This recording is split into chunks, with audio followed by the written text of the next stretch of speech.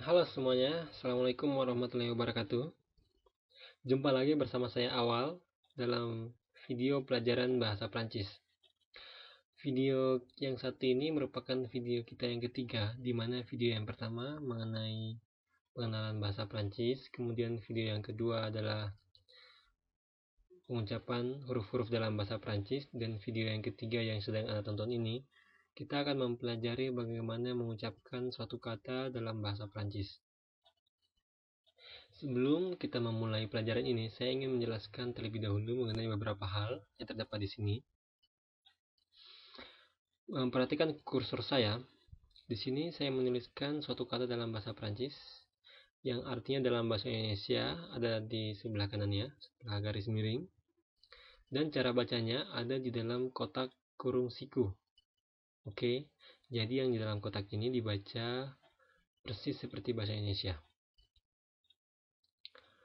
Kemudian, hal yang kedua yang ingin saya beritahukan adalah sebagian besar huruf terakhir dalam bahasa Prancis itu tidak pernah dibunyikan, kecuali kata-kata tertentu. Jadi saya misalkan saya berikan contoh di sini. Seperti kata yang ini, itu dibaca fils, kemudian par, kemudian leur, jour, celui. Oke. Fils itu artinya anak laki-laki, par itu artinya oleh, leur artinya mereka, jour artinya hari, celui artinya yang ini. Oke. Jadi kata-kata ini merupakan pengecualian dalam pengucapan dalam bahasa Prancis. Seperti fils, perhatikan huruf L-nya tidak dibaca karena memang seperti ini merupakan kata-kata pengecualian. Jadi khusus untuk mengetahui bagaimana suatu kata dibunyikan, memang kadang-kadang kita tidak memiliki cara lain selain harus mendengar sendiri orang Prancis mengucapkannya. Oke. Satu lagi yang ingin saya beritahukan, berhubung durasi video ini cukup panjang, maka kita akan membagi video ini menjadi dua bagian, bagian pertama dan bagian kedua. Oke, kita mulai sekarang. Dimulai dari huruf E dan E. Oke, misal untuk huruf E itu contohnya petit, artinya kecil, petit. Kemudian untuk huruf E itu contohnya réponse, artinya jawaban, réponse. Kemudian je artinya saya, édition artinya edisi, message, message itu pesan. Kemudian métier, métier artinya skill. Selanjutnya gabungan huruf O dan U, itu dibaca U seperti bahasa Indonesia. Jadi kalau ada huruf seperti ini, gabungan OU, dibacanya U.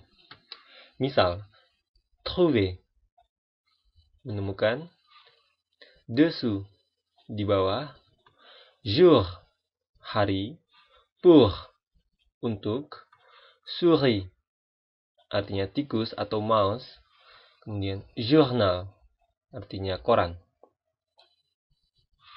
Selanjutnya huruf U. Kalau ada huruf U sendiri seperti ini, itu tidak dibaca U, tapi dibaca U. Oke. Jadi sekali lagi yang dibaca U itu hanyalah gabungan huruf O dan U. Oke, kita lanjutkan untuk huruf U itu misalnya tu artinya kamu, sur artinya yakin, sur artinya mengenai atau di atas, lux artinya lux, publik artinya publik atau masyarakat atau umum. Di sini ada kata yang tulisannya berbeda, cara bacanya mirip, dan artinya berbeda. Sur yang artinya yakin atau sure dan yang artinya mengenai. Cara mengetahui perbedaannya ini tergantung konteks kalimatnya. Misal untuk sûr yang artinya yakin, contohnya je suis sûr, artinya saya yakin. Kemudian untuk sur yang artinya mengenai, misalnya on parle sur histoire. On parle sur une histoire. Kami berbicara mengenai sejarah. Oke, atau il y a un portable sur la table. Ada satu telepon di atas meja. Jadi sur itu ada dua, artinya mengenai dan di atas. Setidaknya ada dua. Kemudian untuk gabungan huruf A dan I itu dibaca E. Jadi sama seperti huruf E yang ini. Oke. Misal, maison, kemudian me, kemudian aimer, les, jamais, salaire. Salaire artinya gaji. Kemudian jamais itu artinya tidak pernah. Le itu artinya susu. Kemudian aimer itu artinya suka. Kemudian me artinya tetapi. Dan maison itu artinya rumah. Perhatikan saya mengucapkan ini dengan maison. Huruf S yang diapit huruf vokal itu dibaca Z. Kalau huruf S double S seperti ini tetap dibaca S. Kecuali dia double. Tapi kalau dia cuma sendiri di sini dan diapit huruf vokal dibaca Z. Kita akan membahas ini selanjutnya. Oke.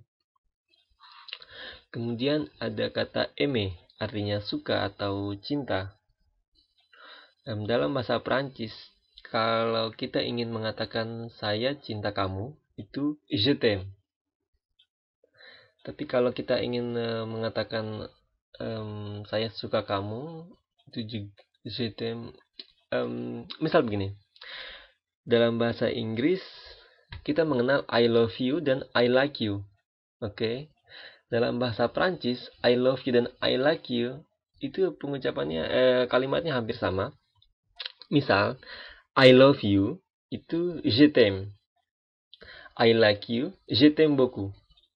Oke, harus ada penambahan di belakangnya. Kalau kita ingin mengatakan ke seseorang I like you, bukan berarti kita mencintainya, bukan. Nah, jadi di bahasa Prancis di sini harus agak hati-hati. Jangan sampai kita mengatakan ke seorang teman perempuan, kalau kita ingin mengatakan I like you, tapi kita hanya mengatakan je t'aime, itu karena itu artinya I love you. Jadi kita harus menambahkan je t'aime beaucoup, je t'aime bien, atau semacamnya. Saya mengetahui ini dari video juga, di video dari YouTube. Oke, kita lanjutkan. Untuk huruf A dan U, E, A, U, dan huruf O, ini semua dibaca O. Oke. Sekali lagi, A dan U, E, A, U, atau O, itu semua bacanya sama, dibunyikan dengan O. Misal, O, ya artinya air. O sendiri artinya air. Kemudian autoroute, itu artinya jalan raya. Niveau, artinya tingkat. Kemudian beau, itu artinya bagus. Kemudian auteur, artinya penulis. Oke, auteur, beau, niveau, autoroute, O. Perhatikan, E, A, U dibaca O, A, U dibaca O, O sendiri dibaca O, E, A, U, satu lagi, E, A, U, niveau, kemudian beau, kemudian auteur. Oke, kita lanjutkan. Huruf O dan I itu dibaca OA. Misal di sini, moi artinya saya, moi. Oke, point artinya poin, point atau titik.